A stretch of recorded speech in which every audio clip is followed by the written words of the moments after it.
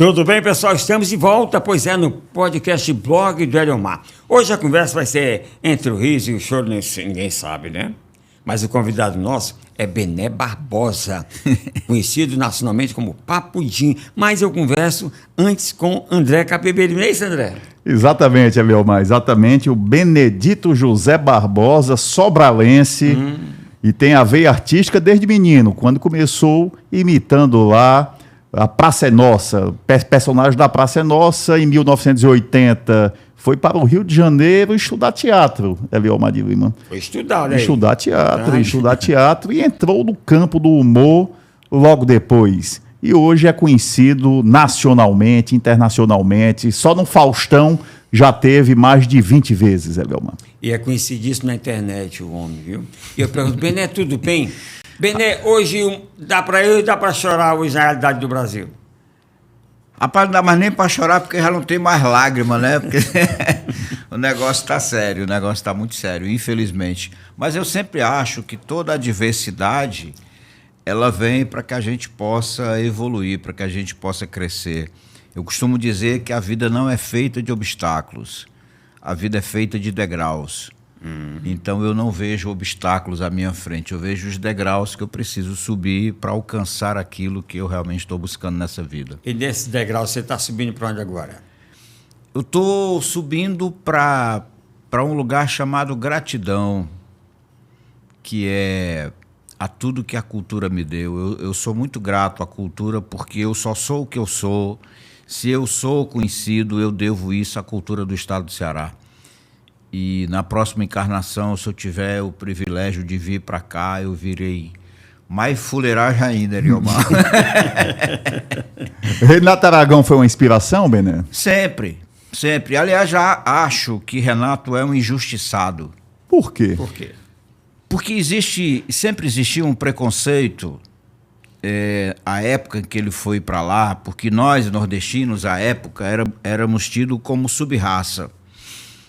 E então você imagina chegar um cabeça chata no Rio de Janeiro e simplesmente se tornar milionário e comprar uma casa que era do Eduardo Guille, dono do Copacabana Palace.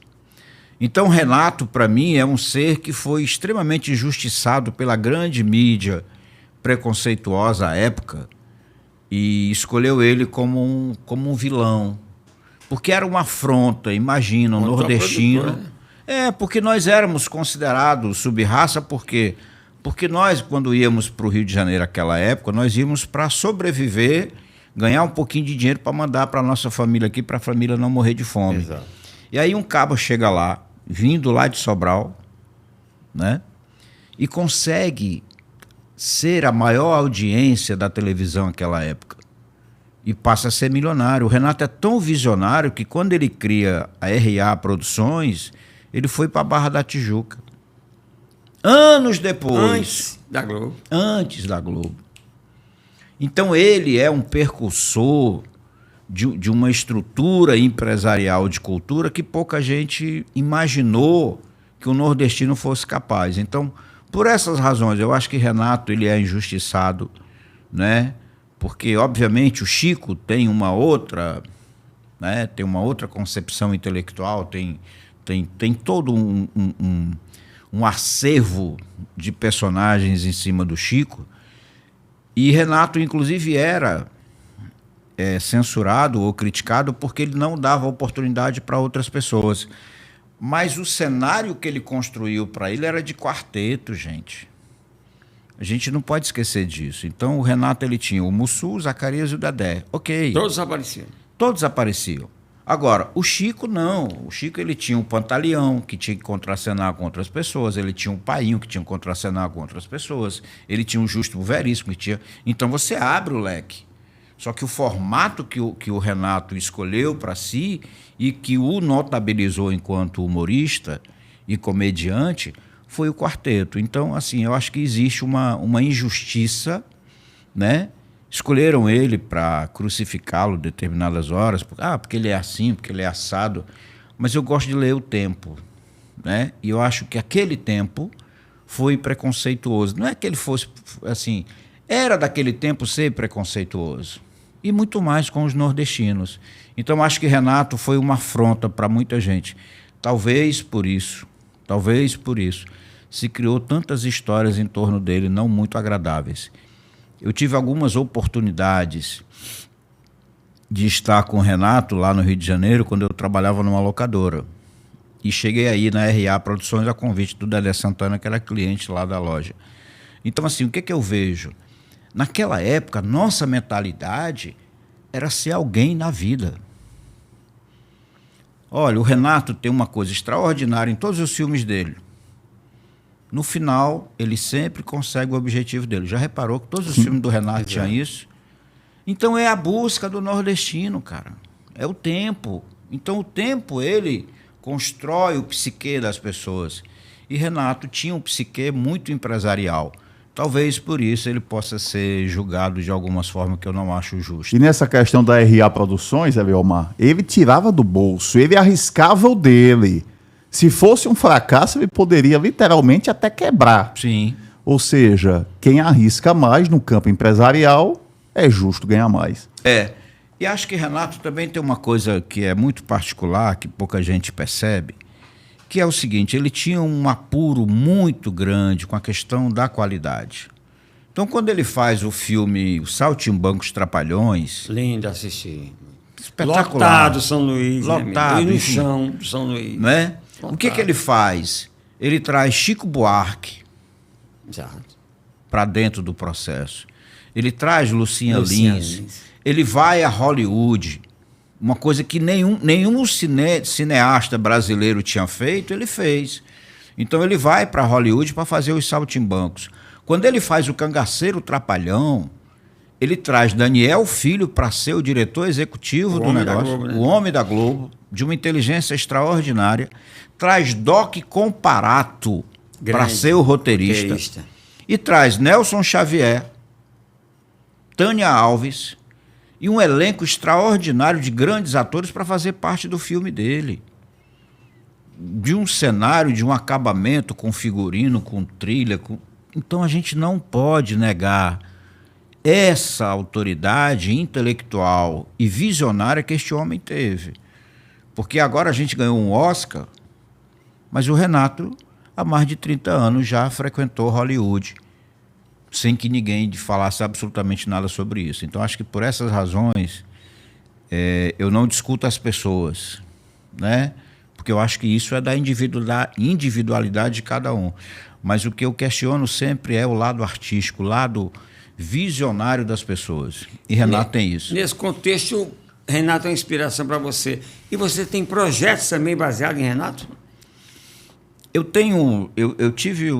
Quando eu fiz essa revista aqui, contando a história do humor cearense, eu tentei falar com a família dele. E aqui a gente faz uma homenagem ao Renato. Certo. Né? A gente conta a história do Renato aqui, né? Quando ele chega na TV Tupi, quando ele faz os Trapalhões, que ainda era uma versão com o Vanderlei Cardoso, Ted Boy Marinho e o...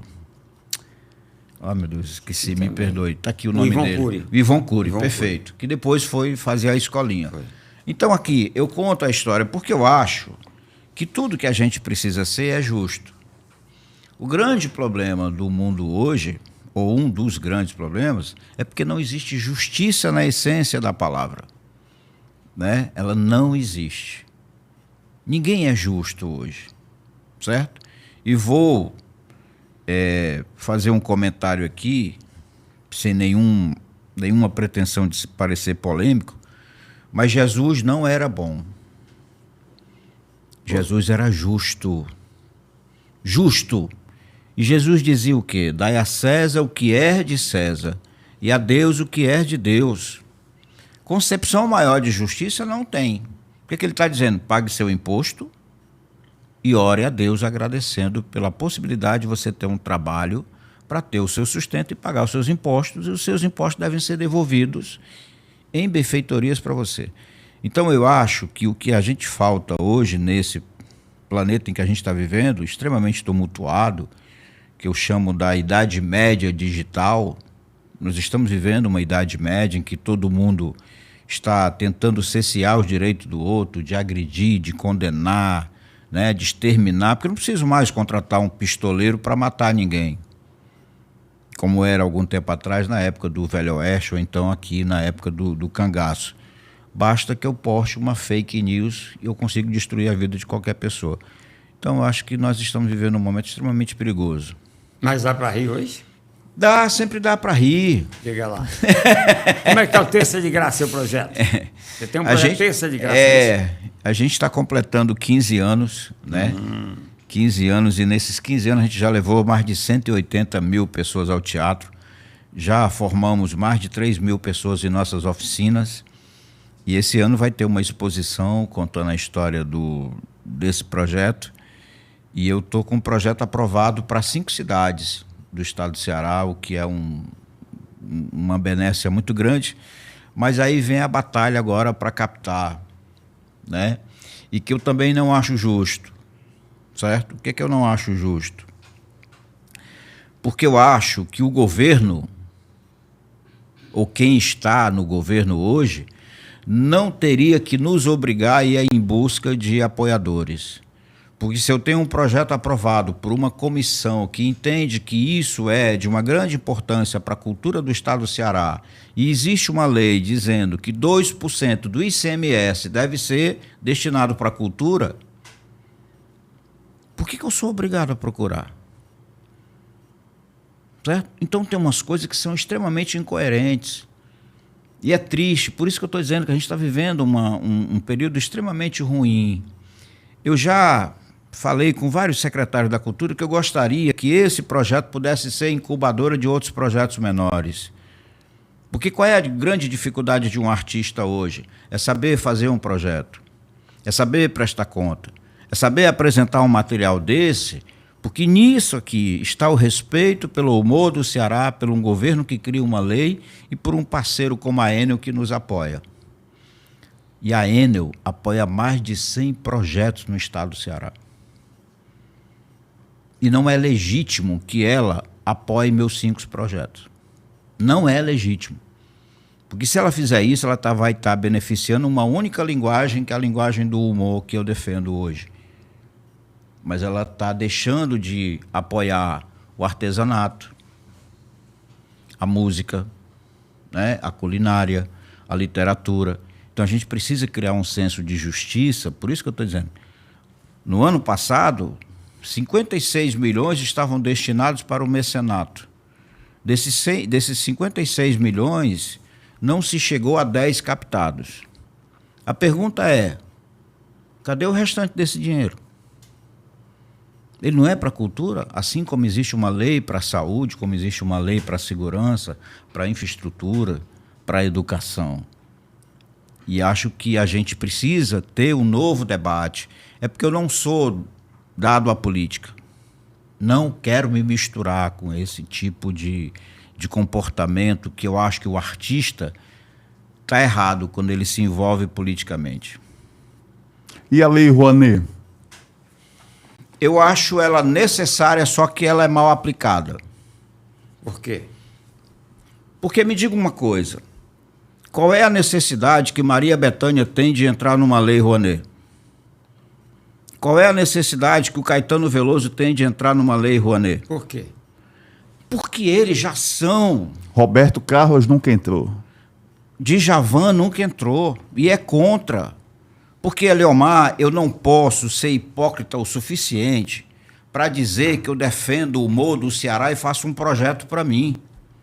Eu não me apresento no Terça de Graça. Eu só me apresentei no Terça de Graça quando a lei permitia, porque eu estava e porque o público pediu, porque eu fiz um espetáculo que veio do Faustão. Agora eu tive que me apresentar em Viçosa, que aliás foi um sucesso extraordinário o projeto lá, porque o LC Galeta estava doente e eu não tive como contratar nenhum humorista para substituí-lo. Mas qual é a necessidade que eu tenho, eu me colocando no lugar de Cláudia Raia, de fulano e ciclano e beltrano, de tirar o dinheiro de um rapaz que me ligou agora do interior, que tem um projeto de 50 mil reais que ele faz há 9 anos com o dinheiro dele. Ele não tem condição. E ele não tem condições. É aí que eu estou dizendo. Quer dizer que está para os grandes, a Lei Rouanet. Está errado. Está errado, doutor.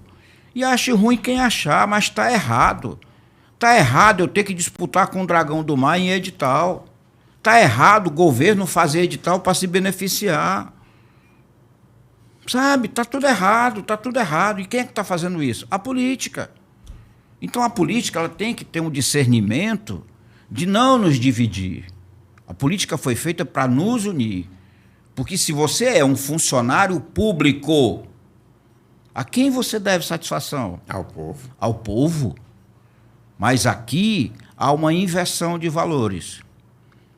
Eu, depois de tanto estudar, de tanto pesquisar as coisas, eu cheguei à conclusão que nós estamos vivendo num eterno jogo de xadrez.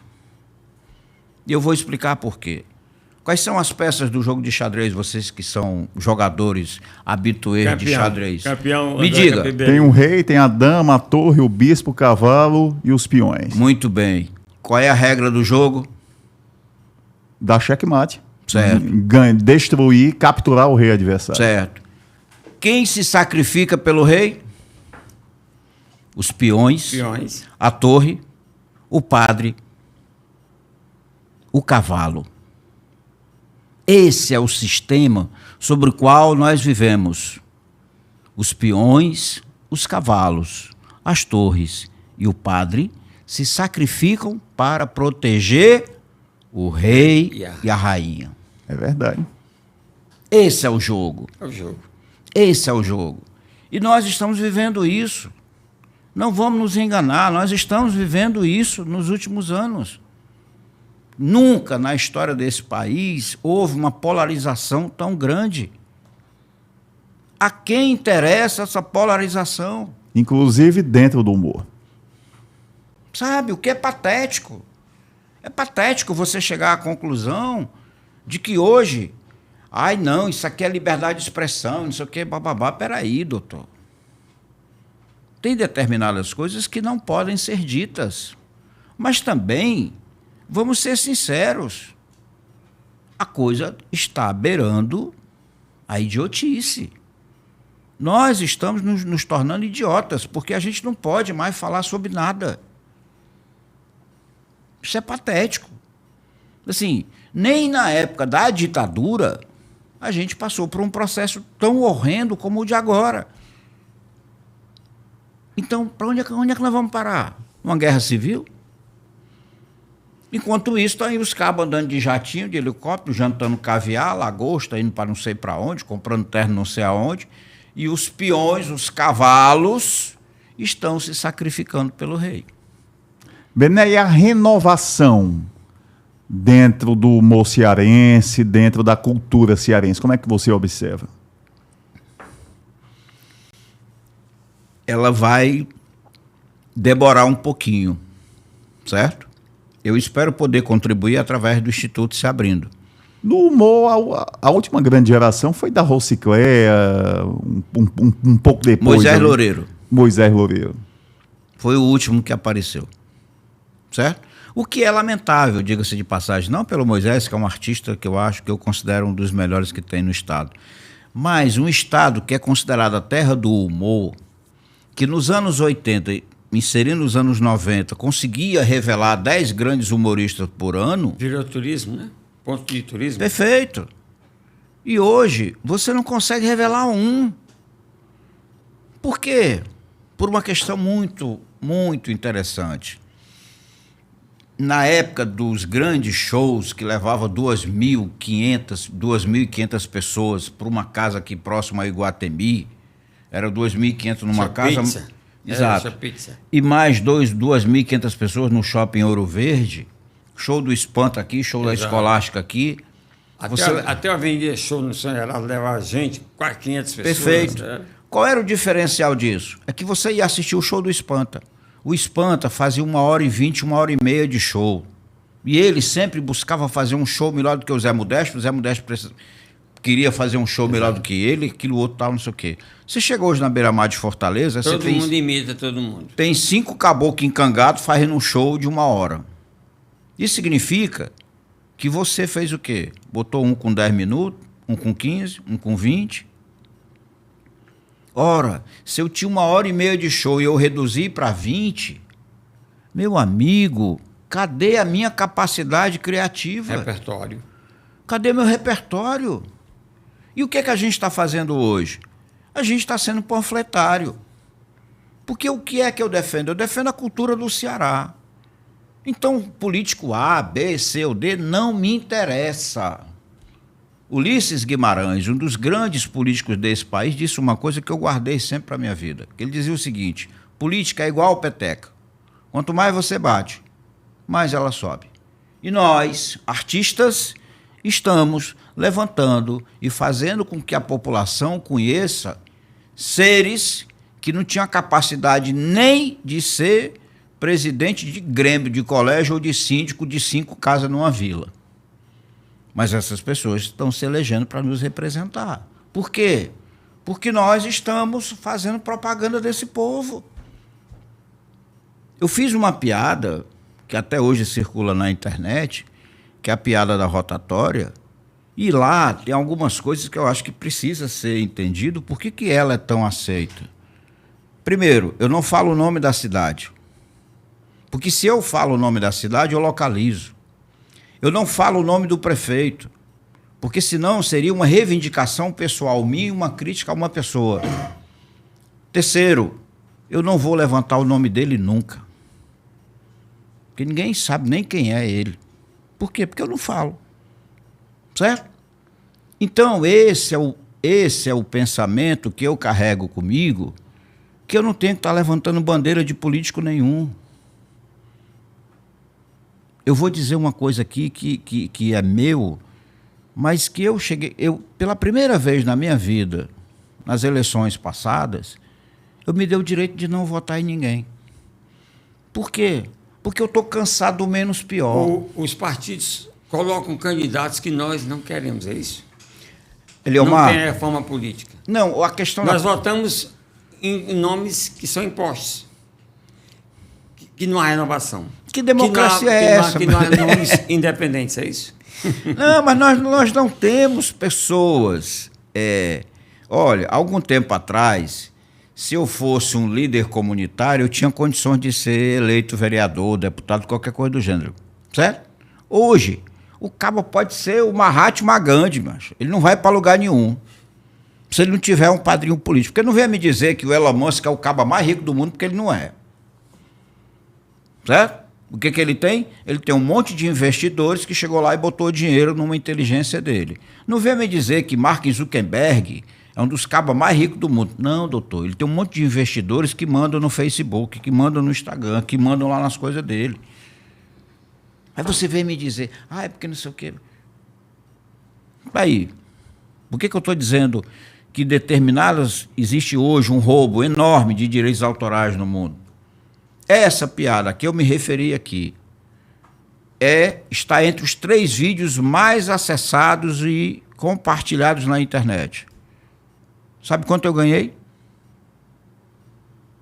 Monetizou? Não monetizou. Não monetizou? Então nada. Vamos lá. Eu tenho um canal. Certo. Eu tive que fazer por conta do Instituto se abrindo. Certo. Em um ano, ele tem quase 1 milhão de visualizações. Eu não mexo, eu não falo nada, eu só botei lá. Monetizou? Não. Por quê? Porque a rede lá, a rede social, entende que eu, para monetizar, eu tenho que não sei o quê. Peraí, doutor. É meu. Fui eu quem criou aquele negócio. E por que eu não posso receber? Por que vai de um lado para o outro, para o WhatsApp, e eu não recebo? Eu estou me divulgando. Tá bom. Chego eu hoje na bodega, no mercadinho, e digo, olha, eu sou o caba da rotatória. O caba diz, e aí? O que eu tenho a ver? Tem que pagar, né? Você está me entendendo? Então, assim... Bené, você é muito crítico e é bom ser crítico sempre no que se refere ao campo político, mas nós temos, inclusive, um cearense, né? Um grande humorista, que é deputado federal. Por São Paulo é verdade, mas é deputado federal, o Tiririca. Quem? Tiririca. Quem? Tiririca. Ele é o quê? Deputado federal. Muito bem. Me diga quantos projetos ele apresentou em prol da cultura. Me diga quantas vezes ele subiu na Câmara, lá na tribuna, para defender alguma coisa. É por isso que eu estou dizendo. Existe hoje um monte de gente que está vestindo uma série de coisas. Ah, é porque eu defendo as crianças. Beleza, cara. Tu defende as crianças? Adota uma. Ah, eu sou ecologista. Plante uma árvore todo dia. Porque é fácil você fazer graça com o chapéu dos outros. E é o que está acontecendo.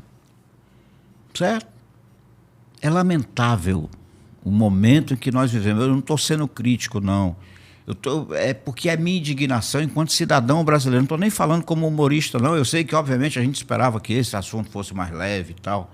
Que a minha conversa com vocês fosse mais leve. Mas eu abri dizendo, dá para rir, dá para chorar. Dá para rir, dá para chorar. Então, assim, é lamentável para mim, porque essa humanidade está, como diria Fausto Silva, a quem eu sou extremamente grato, tenho muito respeito por ele, ele dizia, está feito papel na ventania. Porque a gente está desse jeito, a gente não sabe para onde vai. A pandemia não mudou ninguém. Não. Ia mudar? Não. Não mudou, Não piorou. vai, piorou, Eliomar. Sabe? Aí hoje nós estamos discutindo, e é lamentável, inclusive, que os grandes veículos de comunicação desse país, certo? Esses grandes veículos de comunicação do país, eles não estão nem aí para o que está acontecendo. Estão cada vez mais polarizando as coisas.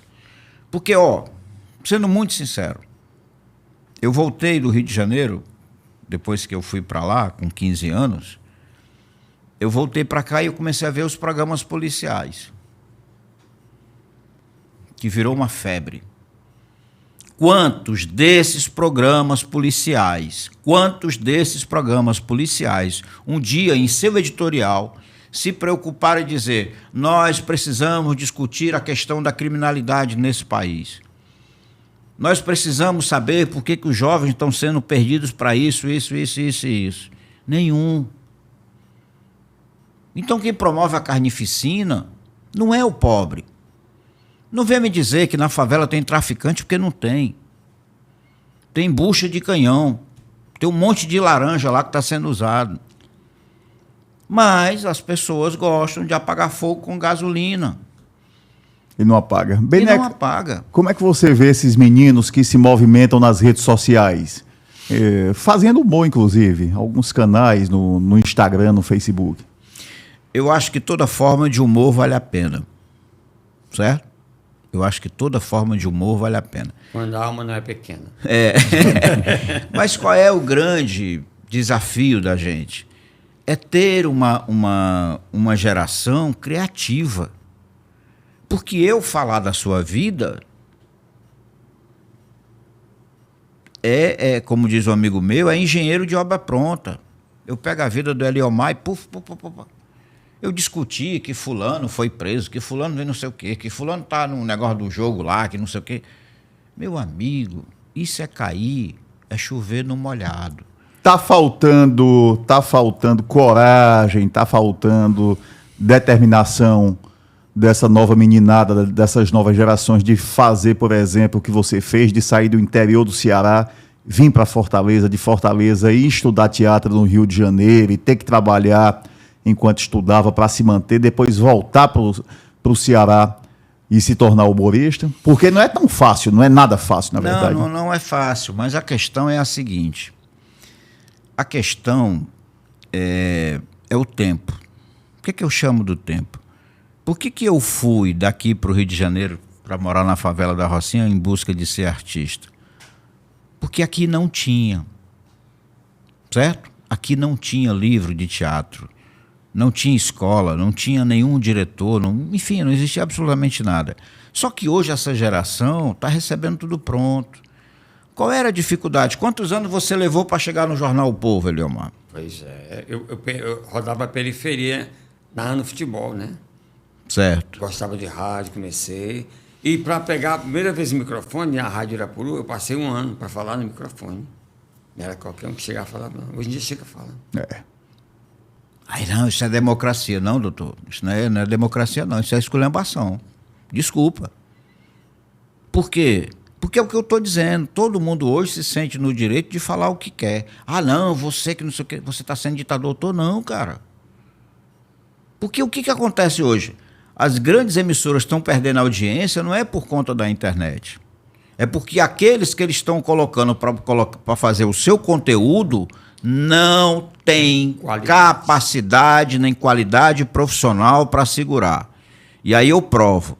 A última novela, as 2 últimas novelas, o que a Globo vive hoje? A Globo vive hoje de remake. A novela das 7, que o Tony Ramos está dando mais audiência às vezes do que a das... Pois é, a Vale Tudo a tá Tieta estava dando muito mais audiência do que a Vale Tudo. Talento. Talento, doutor. Esse é o diferencial do negócio. Tá passando Rock Santeiro de novo, Tá reprisando. Reprisando os remakes, fazendo tudo. Por quê? Porque não tem gente para produzir. Porque a Globo deixou de fazer aquilo que é o beabá do negócio. Você não faz trigo sem pão. Certo? Você não faz trigo sem pão. Então, você precisa do talento. Você precisa de um grande ator. E um grande ator você não faz gravando um vídeo de 1 minuto para a internet, não, rapaz. Então a Globo deixou, que tinha lá a Malhação, que todo mundo criticava, mas era o grande laboratório para os novos atores. É o que você tem hoje? Me diga qual é o grande ator que surgiu no Brasil nos últimos 20 anos. Você não tem. Toda a geração que está aí tem 30 anos atrás. É Silvério Pereira, é Gero Camilo, é o Cláudio Jaborandi. Todo esse povo está aí há muitos anos. E aí hoje nós estamos fazendo um teatro para meia dúzia de gente. Por quê? Porque ninguém quer mais profissionalizar, está discutindo o sexo dos anjos, se fulano é assim, se fulano é assado. Gente, pelo amor de Deus, olhem para os grandes autores desse país. Se você olhar para Ariano Suassuna,